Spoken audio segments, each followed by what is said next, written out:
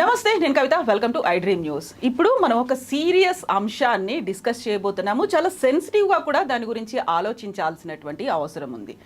సామాజికంగా, సైకలాజికల్గా చూస్తే సైకో అనే వర్డ్ అర్థం ఏంటి? సైకో అని ఎవరిని ట్యాగ్ చేస్తూ ఉంటారు? వాళ్ళకు ఉండేటువంటి లక్షణాలు ఏంటి?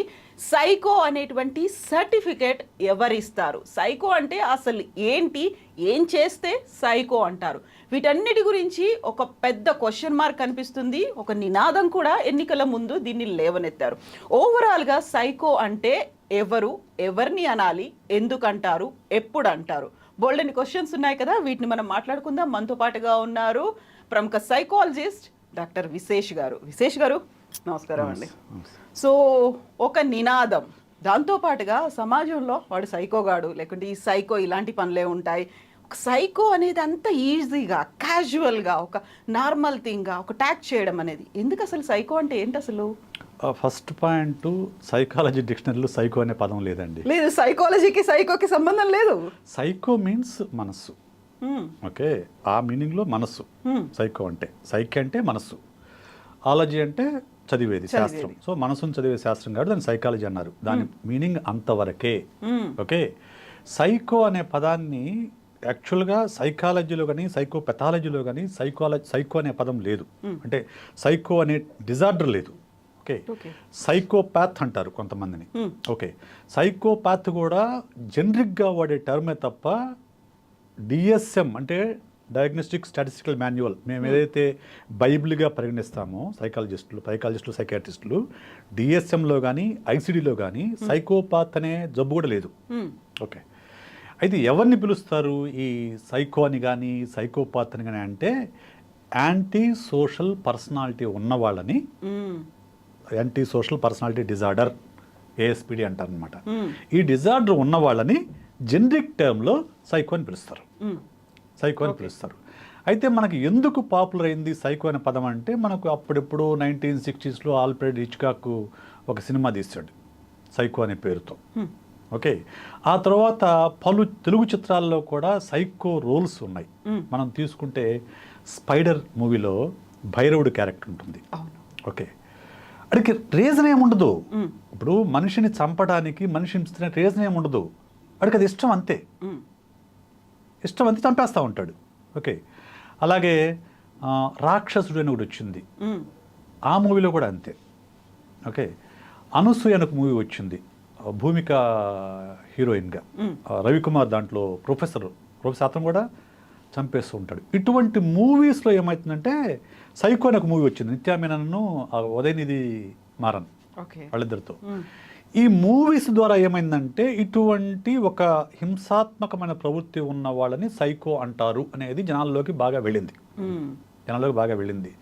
దాంతో ఏంటి, కొంచెం డిఫరెంట్గా కనిపిస్తే వాళ్ళని అరే సైకో గడిరా అంటాం అనేది క్యాజువల్ వర్డ్గా మారిపోయింది. నువ్వు సైకో గడిరా అని చెప్పేసి అనడం క్యాజువల్గా మారిపోయింది. అది నిజానికి అసలు వాడకూడని పదం. చట్ట ప్రకారం నేరం కాకపోయినా కానీ అది సైకలాజికల్ మెంటల్ హెల్త్ లా ప్రకారం అయితే ఏ వ్యక్తినైనా కానీ, మానసిక సమస్య ఉన్న వ్యక్తిని కూడా ఆ సమస్య పేరుతో సంబోధించకూడదు. సంబోధిస్తే అది చట్ట ప్రకారం నేరం అవుతుంది. ట్యాగ్ వేయకూడదు. వాళ్ళకి ప్రాబ్లం ఉన్నా కానీ ఆ ట్యాగ్ వేసి కనుక పిలిస్తే ఈ చట్ట ప్రకారం నేరం అవుతుంది.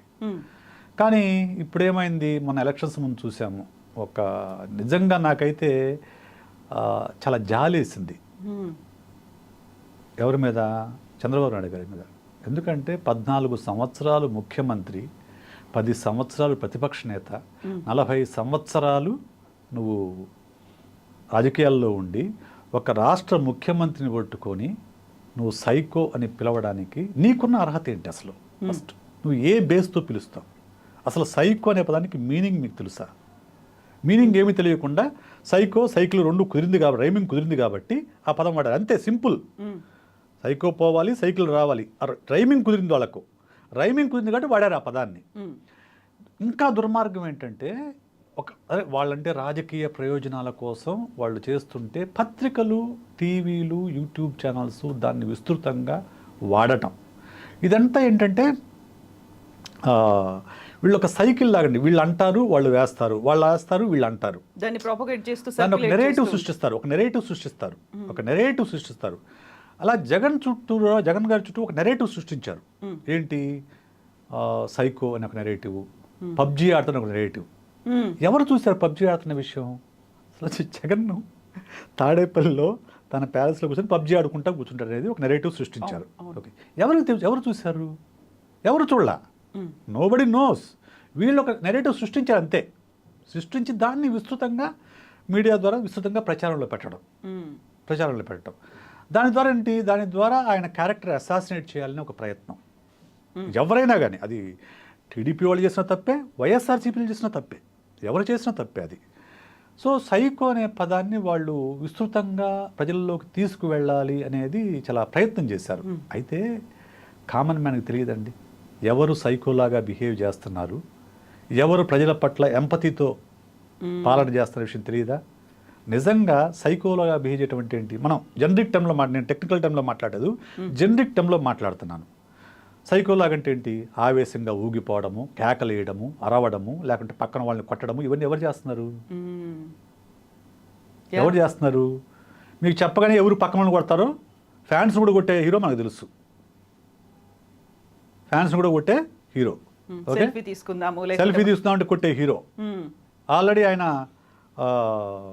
గతంలో ఒక కేసులో సర్టిఫికేట్ కూడా ఉంది ఆయనకు, సైకలాజికల్లీ డిస్టర్బ్డ్ అని చెప్పేసి.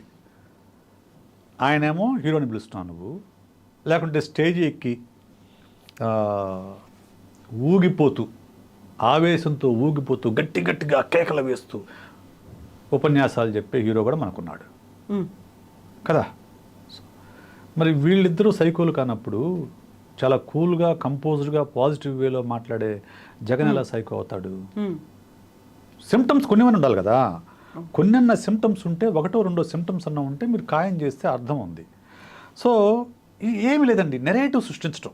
ఒక వ్యక్తిని మన సింపుల్గా ఈరోజు ఎన్టీఆర్ని ఒక మహానుభావుడు అని చెప్పేసి అప్పట్లో 83లో పార్టీ పెట్టినప్పుడు ఆయన స్నానం చేసింది, ఆయన తిన్నది అన్నింటినీ ఫోటోల ద్వారా విస్తృతంగా ప్రచారం చేసిన ఒక దైవాంశ సంభూతుడని ఒక నెరేటివ్ సృష్టించారు. ఓకే, అప్పటికే ఆయన దేవుడు పాత్రలు వేసున్నారు కాబట్టి ఆ నెరేటివ్ జనాల్లోకి ఈజీగా వెళ్ళింది, ఆ కథనం ఈజీగా వెళ్ళింది. ఎప్పుడైతే ఎన్టీఆర్తో తమకు పడలేదో అదే పత్రిక మళ్ళీ ఎన్టీఆర్ని స్త్రీలోరుడిగా, మెంటలోడిగా, లేకుంటే ఏమాత్రం బుద్ధి జ్ఞానం లేనివాడిగా, ఒక తిండిపోతుగా విపరీతమైన ప్రతిరోజు కార్టూన్స్ వేసి ఆయన క్యారెక్టర్ని అసాసినేట్ చేయడానికి ప్రయత్నం జరిగింది. అదే ఎన్టీఆర్. మళ్ళీ ఇప్పుడు అదే ఎన్టీఆర్ గురించి ఆయన చనిపోయిన నేళ్ల తర్వాత మళ్ళీ ఆయన దైవాంశంతో మళ్ళీ ఫస్ట్ పేజీలో ఆర్టికల్ వేస్తారు. అంటే ఎక్కడా కూడా వాళ్ళ స్వార్థ ప్రయోజనాలు తప్ప, ఓకే, వాళ్ళ స్వార్థ ప్రయోజనాలు తప్ప ఎక్కడా కూడా నీతి, నియమము, లేకుంటే పత్రికా విలువలు ఏమీ లేవండి, ఏమీ లేవు. వాళ్ళకి ఏది అనుకూలంగా ఉంటే అది రాసేయటం అంతే. మరి ఆ రోజు శ్రీలోళ్ళని ఎన్టీఆర్ ఈరోజు మహానుభావుడు ఎట్లా అయ్యాడు? ఎలా దేవుడయ్యాడు? ఆ రోజు తిండిపోతైన ఎన్టీఆర్ ఈరోజు ఎలా మహానుభావుడు అయ్యాడు? అంటే మర్చిపోతారు ప్రజలు, మనం అప్పుడు రాసింది మర్చిపోతారు అనేది ఒక దీంతో వాళ్ళకి నచ్చినట్లుగా same thing they are applying to Jagan. ఇప్పుడు జగన్ మీద కొన్ని కేసెస్ ఉన్నాయి. ఓకే, 1,00,00,00,00,00,00,00,00,00,00,00,00,00,00,00,00,00,00,00,00,00,00,00,00,00,00,00,00,00,00,00,00,00,00,00,00,00,00,00,00,00,00,00,00,00,00,00,00,00,00,000 కూడా నెరేటివ్ సృష్టించారు. Telugu Desam party and yellow media రెండు కూడా నెరేటివ్ సృష్టించాయి. కానీ నిజానికి జేడీ లక్ష్మణ్ ఏం చెప్పాడు? మేము పెట్టింది 1,500 కోట్ల కేసు పెట్టాం, 1,500 కోట్లకు మేము కేసు పెట్టాం, 1,00,000 కోట్లు అనేది పత్రికల సృష్టి మాత్రమే, మేమంతా కేసు పెట్టలేదని చెప్పాడు. అయితే ఇప్పుడు ఎందుకు కేసు ఎంత ఉంది? అన్నీ మొత్తం కొట్టేసుకుంటూ వస్తే ఇప్పుడు నాకు తెలిసి 100 to 150 crores సంబంధించి మాత్రమే కేసు నడుస్తుంది. అంటే 1,400 కోట్లు దాదాపు కొట్టేశారు. అవన్నీ క్విడ్ ప్రోకో కింద కాదని చెప్పి కొట్టేశారు. అంటే ఆయన మీద ఉన్న ఆరోపణ ఎంత? 100 to 150 crores సంబంధించి ఆరోపణ మాత్రమే ఉంది. కానీ జనంలోకి ఏం సృష్టించారు? 1,00,000 కోట్లు తిన్నాడు. మీరు ఎవరైనా మాట్లాడండి, టీడీపీ సపోర్టర్ని వాడు అవినీతిపడు అబ్బా అంటారు. వాడు అవినీతిపడు, అదే కదా అనేది పవన్ కళ్యాణ్. అవినీతిపరుడితో రాజ్యం నాకు ఇష్టం లేదు, అందుకని నేను వ్యతిరేకిస్తాను జగన్ అని చెప్తారు కదా, అందుకే దిగిపోవాలంటాడు. ఏది ఎక్కడ ప్రూవ్ అయింది? ఈజ్ ఇట్ ప్రూవ్ అయితే ఖచ్చితంగా you should name him as corrupt fellow అని పెట్టచ్చు. ప్రూవ్ కాలేదు కదా ఇప్పటివరకు. అది అయిపోయింది. ఆయన 16 నెలలు అన్యాయంగా రిమాండ్ ఖైదీగా ఉన్నాడు. ఎవరికైనా రిమాండ్ ఖైదీకి 90 days లోపు బెయిల్ వస్తుంది. అలా బెయిల్ రాకుండా ఛార్జ్షీట్ తర్వాత ఛార్జ్షీట్ ఒక పథకం ప్రకారం వేసుకుంటూ 16 నెలల పాటు జైల్లో ఉంచారు రిమాండ్ ఖైదీగా. రిమాండ్ ఖైదీకి డిఫరెన్స్ లేదా? తెలుసు వాళ్లకు, తెలియకేం కాదు, తెలిసినా కానీ ఒక నెరేటివ్ ప్రవేశపెట్టాలి జనాల మైండ్లోకి. జగన్ అవినీతిపరుడు, లేకుంటే జగను జైలు పక్షి. 16 నెలలు జైల్లో ఉన్నాడు. 16 నెలలు జైల్లో ఉన్నాడా, ఉంచారా? ఇది క్వశ్చన్ ఇక్కడ. 16 నెలలు జైల్లో ఉన్నాడా, ఉంచారా? 3 నెలల్లో బెయిల్ రావాలి యాక్చువల్గా అయితే. ఒకదాంతో ఒకదానికి వేసుకుని పథకం ప్రకారం వేశారు కాబట్టి 16 నెలలు ఉండాల్సి వచ్చింది. ఆయన ఉండాల్సి వచ్చింది. పోనీ ఉన్నాడు. ఆ తర్వాత ఏమన్నా ప్రజలు ఎవరి మాట నమ్మారు? మీరు చెప్పిన కథనాలు నమ్మారా, లేకుంటే జగన్ యొక్క నిజాయితీని నమ్మారా? ఆ తర్వాతే కదా 67 సీట్లు వచ్చింది. మళ్ళీ 151 సీట్స్ వచ్చినాయి కదా. ఇప్పటికైనా మీరు ఆ నెరేటివ్ మార్చుకోకపోతే ఎలాగా? అంటే వీళ్ళు ఏంటంటే ఈ పొలిటికల్ పార్టీసు అండ్ మీడియా రెండు కొలీడ్ అయిన తర్వాత మనం ఏం చెప్తే అది జనాల్లోకి మైండ్లోకి వెళ్తుంది అనే ఒక భ్రమలో వాళ్ళు ఎంతో కొంతమందిని మనం ఇన్ఫ్లుయెన్స్ చేయొచ్చు అనే ఉద్దేశంతో ఇలాంటి నెరేటివ్ సృష్టిస్తున్నారు. ఒక ఎజెండాని సెట్ చేసి వదిలేయడం.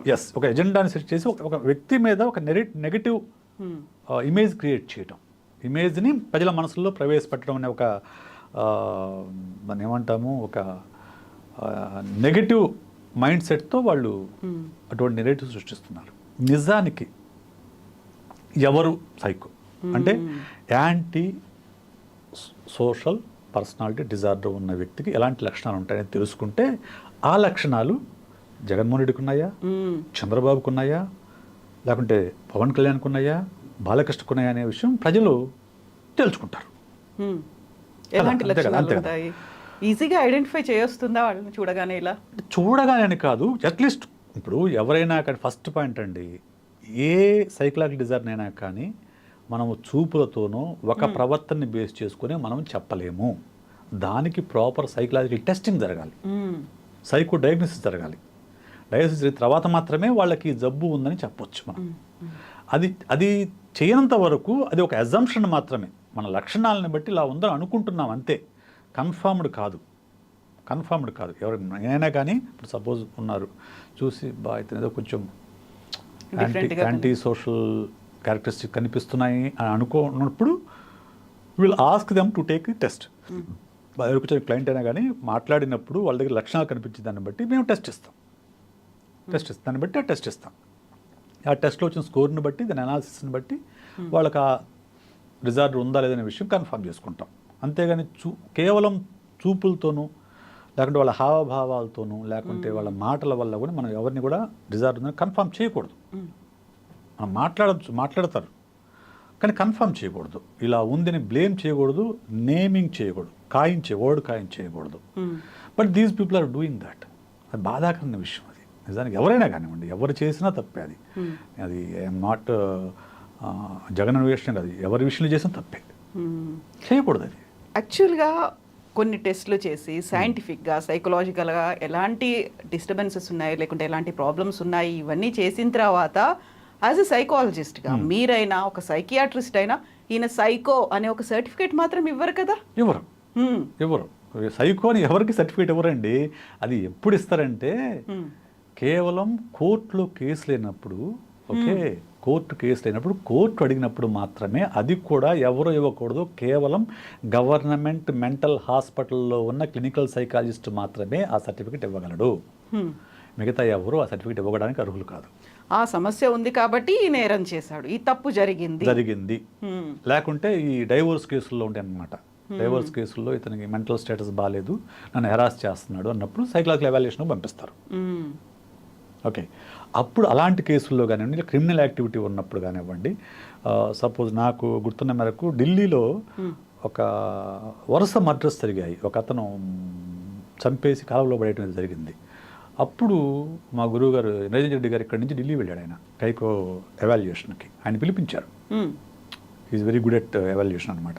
అతనితో మాట్లాడి అతను టెస్టులు చేసిన ఆయనకి ఎవాల్యుయేట్ చేసి తనకి ఈ డిజార్డర్ ఉందని చెప్పేసి అతను చేయటం జరుగుతుంది. అలా స్పెసిఫిక్ కొన్ని పర్టికులర్ సందర్భాల్లో మాత్రమే కోర్టు యొక్క ఇంటర్వెన్షన్ వల్ల మాత్రమే సర్టిఫికేట్స్ అవసరం అవుతాయి, కానీ అదర్వైజ్ ఎవరు కూడా సర్టిఫికేట్ ఇవ్వరు.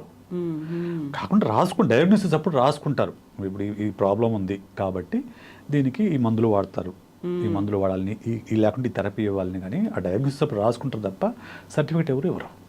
మానసిక సమస్యలు ఉన్నాయి అంతే అంతే డయాగ్నోసిస్ రాస్తారు. ఇప్పుడు యాంటీ సోషల్ ఉందనుకోండి, మేము రాస్తాం యాంటీ సోషల్ పర్సనాలిటీ డిజార్డర్ మా నోట్స్లో రాసుకుంటాం. మేము రాసుకునే నోట్స్లో యాంటీ ఏఎస్పిడి అని రాసుకొని దానికి ప్రోటోకాల్ రెడీ చేసుకుంటాం. ఏఎస్పిడికి ఏం చేయాలి, దీన్ని ఎలా ఓవర్కమ్ చేయాలి, దీనికి ఎన్ని సెషన్స్ పడతాయి, ఒక్కొక్క సెషన్లో ఏం డీల్ చేయాలి, మేము ఒక ప్రోటోకాల్ రాసుకుంటాం. సో అంతే తప్ప క్లయింట్తో కూడా చెప్పం. క్లయింట్తో కూడా మీకు పర్సనాలిటీ ప్రాబ్లం ఉందండి, మీరు కొంచెం ఇంత టైం పడుతుంది చెప్తాను, ఈ కోర్స్ అనేది తీసుకోవాలని చెప్తాను తప్ప మీరు ఇది ఉంది అని చెప్పం. కొంతమంది కప్పులు వచ్చినప్పుడు పడతారు, మా ఆయనకు ఉంది చెప్పండి సార్ అని చెప్పేసి. నో వే.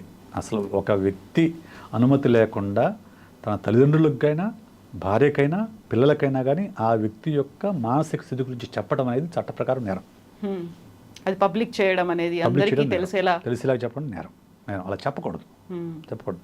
ఇలా ఉంటే సిచ్యువేషన్ వీళ్ళేమో నోటికి వచ్చినట్లు మాట్లాడుతూ ఉంటారండి.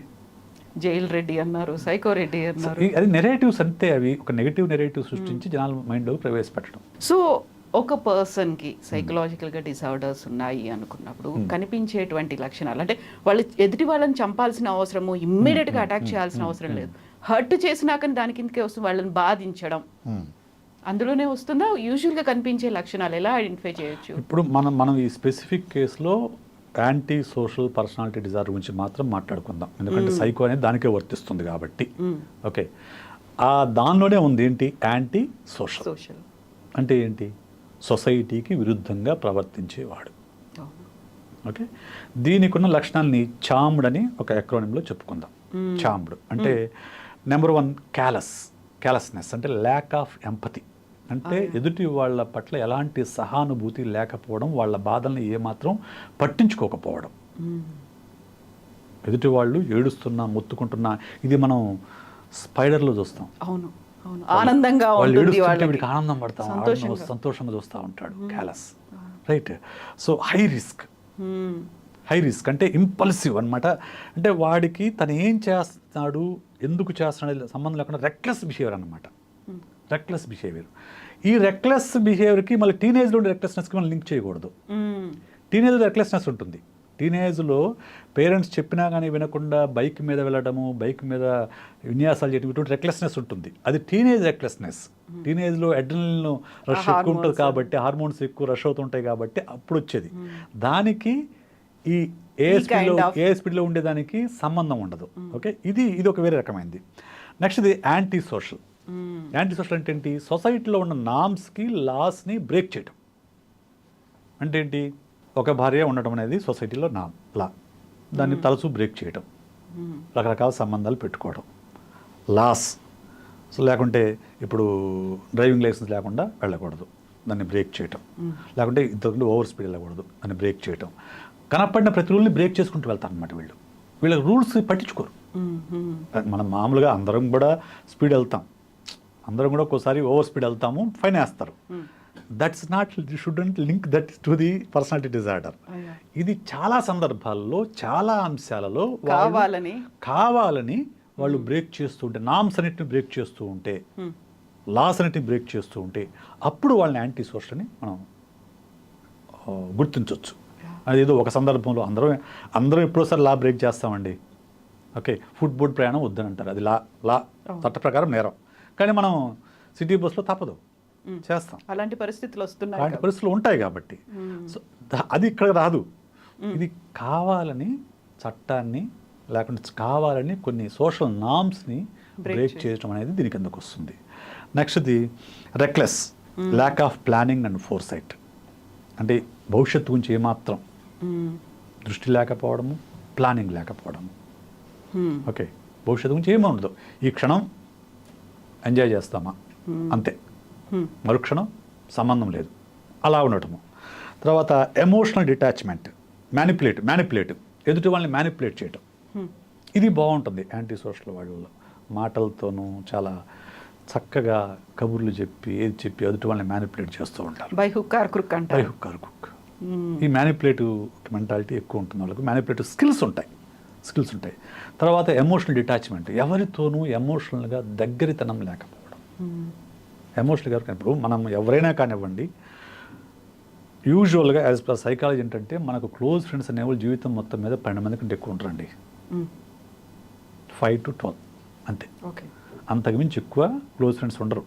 మిగతా వాళ్ళది అక్వైంటెన్స్, మనకు పరిచయస్తులు. మనం వాళ్ళతో అన్నీ మనం షేర్ చేసుకోం. కొంతమంది సినిమాల గురించి మాట్లాడవచ్చు, కొంతమందితో బుక్స్ గురించి మాట్లాడవచ్చు, కొంతమంది ఫుడ్ గురించి మాట్లాడవచ్చు. అంతేగాని వాళ్ళు క్లోజ్ ఫ్రెండ్స్ కాదు. They are friends to that particular aspect. Hobbies share చేసుకోవడం అంతవరకే. క్లోజ్ ఫ్రెండ్స్ 5 to 12 మంత్స్ కంటే ఎక్కువ, జీవితం మొత్తం కలిపినా కానీ వాళ్ళతో మనం అన్నీ షేర్ చేస్తాం. ఈ యాంటీ సోషల్ పర్సనాలిటీ ఉన్న వాళ్ళకు ఎవరితోనూ క్లోజ్గా ఉండరు. వాళ్ళకు వాళ్ళే ఎవరితోనూ ఆ ఎమోషనల్ అటాచ్మెంట్ ఉందో, ఎమోషనల్గా ఆ ఫీలింగ్స్ కూడా వాళ్ళకి కనిపించవు వాళ్ళ ఫేస్లో. రైట్. తర్వాతది డెలింక్వెన్సీ, అంటే క్రిమినల్ బిహేవియర్. కావాలని క్రిమినల్ యాక్టివిటీస్లోకి పార్టిసిపేట్ చేయడం. ఇటువంటి ఈ లక్షణాలు ఉన్నవాళ్ళు మాత్రమే మనము యాంటీ సోషల్ పర్సనాలిటీ డిజార్డర్ అని అంటాం. అది కూడా ఈ లక్షణాలు ఉన్నంత మాత్రం అనకూడదు. మళ్ళీ చెప్తున్నాను, వీటిని మనము టెస్ట్ ద్వారా నిర్ధారించుకొని దాంట్లో స్కోర్సు కావాల్సిన ఎక్కువ స్కోర్స్ వచ్చినప్పుడు అప్పుడు మాత్రమే వాళ్ళని యాంటీ సోషల్ పర్సనాలిటీ డిజార్డర్ ఉందని చెప్తాము. అటువంటి వాళ్ళని జనరిక్గా సైకో అని అంటారు. ఏ లెవెల్లో ఉందో కూడా, బియాండ్ కంట్రోల్ ఉందా, బియాండ్ కంట్రోల్ ఉందా, లేకుంటే అండర్ కంట్రోల్ ఉందా, లేకుంటే ఎక్సెసివ్గా ఉందా, ఇవన్నీ ఉంటాయి. Mild, moderate, severe, extremely severe అని ఫోర్ లేయర్స్ ఉంటాయి.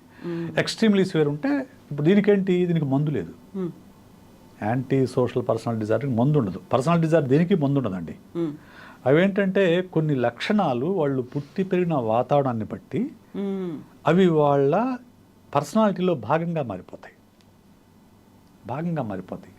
ఆ సమస్య ఉందని కూడా వాళ్ళకి తెలియదు.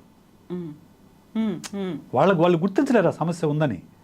అది ఎవరు గుర్తించాలి? తన క్లోజ్ ఫ్రెండ్స్ కానీ ఫ్యామిలీ మెంబర్స్ కానీ గుర్తించి ఇటువంటికి ఏదో కొంచెం తేడాగా ఉంది, కొంచెం అగ్రెసివ్ అవుతున్నాడు. లేకుంటే మొన్న ఈ మధ్య ఒక సినిమా చూసానండి, చిన్న పిల్లలప్పుడు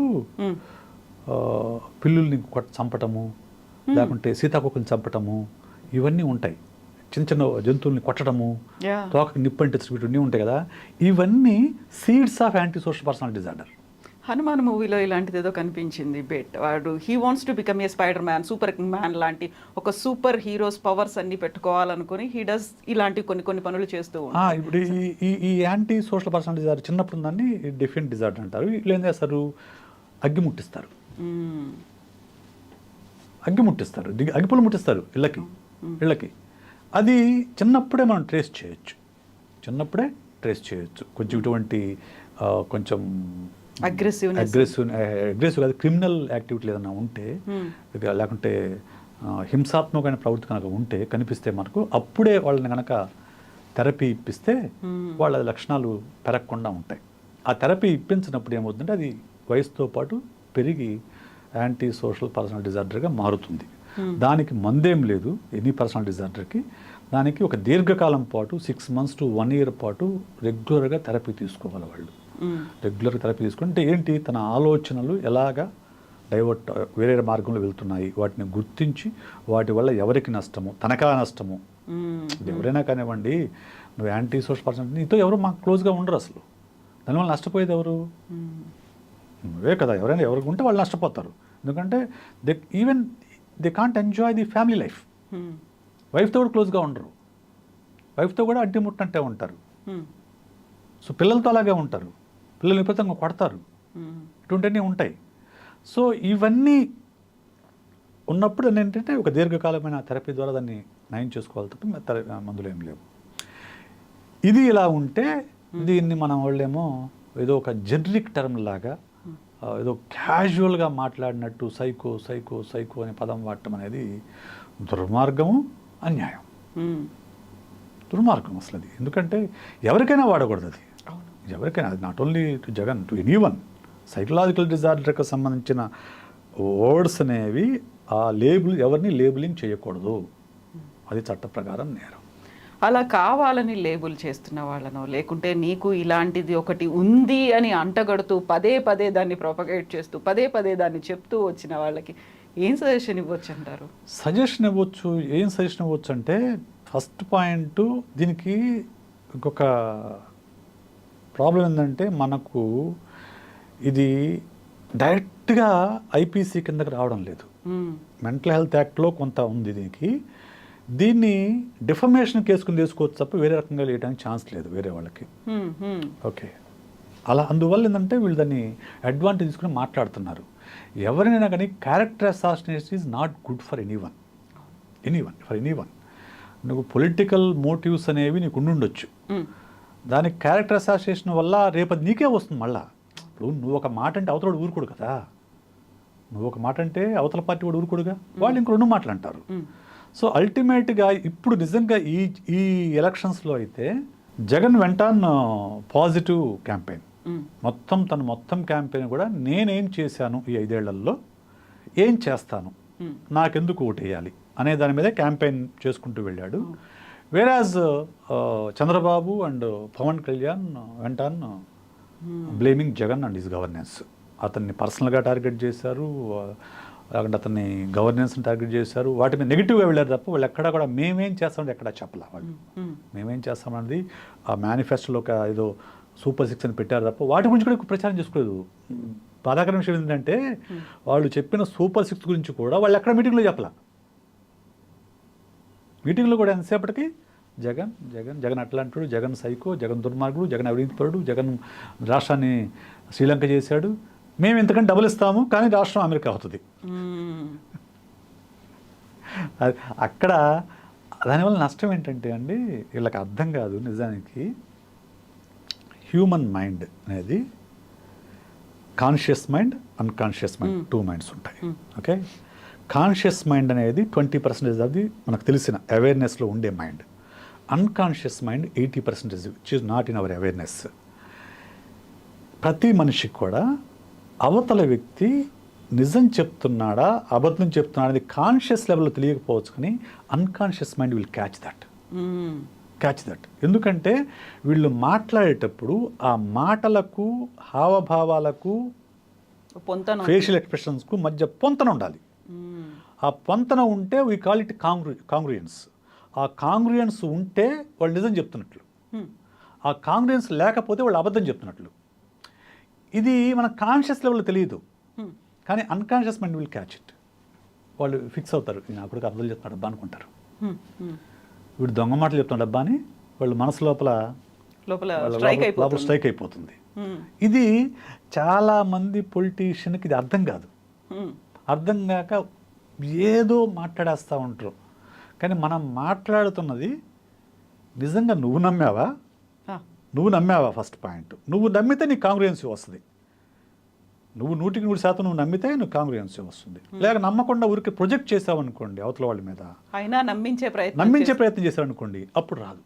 ఖచ్చితంగా జనాలు దాన్ని క్యాచ్ చేస్తారు, మీకు వేయాల్సిన ఓటు కూడా పక్కోడికి వేస్తారు. అదే కదా, బటన్ నొక్కే ముందు ఆలోచించడం అనేది ఉంటుంది. జస్ట్ నేను ఇక్కడ నుంచి వెళ్లే ముందు ఒక రకమైన ఆలోచన, ఇన్ఫ్లుయెన్స్ ఇవన్నీ ఉండొచ్చు, బట్ అక్కడ నొక్కే ముందు చేసేటువంటి ఒక క్షణపు ఆలోచన ఉంటుంది కదా, అదేనా అన్కాన్షియస్ మైండ్ ఇవన్నీ. ఎస్, మీకు ఇంకొక విషయం కూడా చెప్పాలి. ఈ ఎంత అంటే మన పొలిటికల్ సిస్టమ్ అనేది ఇంకా అంత డీపర్గా వెళ్ళలేదు కాబట్టి తెలియదు, కానీ మన పొలిటీషియన్ సైకలాజికల్ మ్యానిపులేషన్ అలా తెలియదు. కానీ మన బరాక్ ఒబామా గెలవడానికి ప్రధానమైన కారణం psychological manipulation. He made his campaign like that. Button నొక్కడానికి వెళ్ళినప్పుడు, లేకుంటే ఓటేయడానికి వెళ్ళినప్పుడు బరాక్ ఒబామా గుర్తొచ్చేలాగా అతను తన క్యాంపెయిన్ మొత్తాన్ని క్రియేట్ చేసుకున్నాడు. అలా మౌల్డ్ చేశారు. అన్కాన్షియస్ లెవెల్లో ఆ రకంగా ఇంప్లాంట్ చేయగలిగిన వాళ్ళు. ఫిక్స్ అయిపోయారు లైక్ వాళ్ళ క్యాంపెయిన్ అలా క్రియేట్ చేస్తున్నారు. ఆ క్యాంపెయిన్ తను మాట్లాడే మాటలు కానివ్వండి, హావభావాలు కానివ్వండి, ఇవన్నీ కూడా చాలా క్యాలిక్యులేటెడ్ అనమాట. చాలా క్యాలిక్యులేటెడ్ అవన్నీ కూడా. దానివల్ల ఏమవుతుందంటే అక్కడికి వెళ్ళగానే టక్మని ఓబామా గుర్తొస్తాడు తెలియకుండానే, ఎవరికి అవేర్నెస్లో ఉండదు.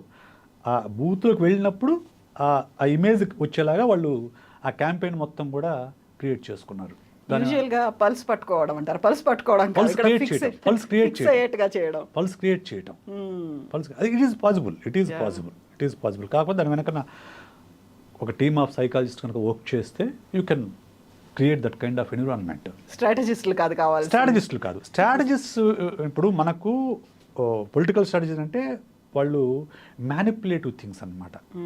మ్యాక్రో లెవెల్ స్ట్రాటజీస్ అవి. ఇవి మైక్రో లెవెల్ స్ట్రాటజీస్. ఇది ఇండివిజువల్గా each and every one reach అయ్యే స్ట్రాటజీస్. పొలిటికల్ వాళ్ళు ఇచ్చేది ఒక క్యాంపెయిన్ ఎలా క్రియేట్ చేయాలి, అవతల వాళ్ళ మీద ఎలాగా నెగిటివ్ క్యాంపెయిన్ చేయాలి, ఇదంతా మ్యాక్రో లెవెల్. ఇది ఈజ్ మైక్రో లెవెల్. మైక్రో లెవెల్లో మనకు ఇంకా రాలేదండి. అది అమెరికా లాంటి దేశాల్లో ఉంది అది.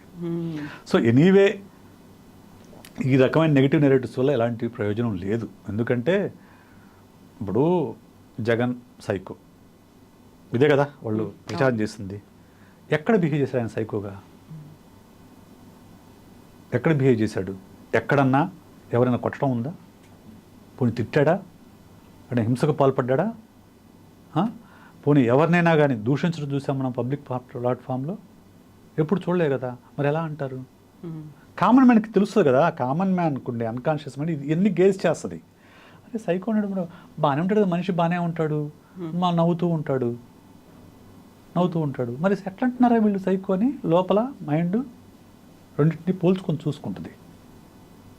More over he's more compassionate మిగతా వాళ్ళతో పోలిస్తే. జగన్ పర్సనాలిటీ మీరు గమనిస్తే is more compassionate towards common man. మీరు పాదయాత్రలో కొంతమందిని పట్టుకున్నప్పుడు చూడండి, మీరు నేనైతే ఖచ్చితంగా వాళ్ళని టచ్ కూడా చేయమండి. టచ్ కూడా చేయం, ఐఎమ్ షూర్. ఎందుకంటే చేతులంతా బొబ్బలు వచ్చి ఇలా మొత్తము ఇలా చూడడానికి కూడా కొంచెం ఇబ్బందికరంగా ఉండే వాళ్ళని కూడా ఆయన దగ్గర తీసుకున్నాడు.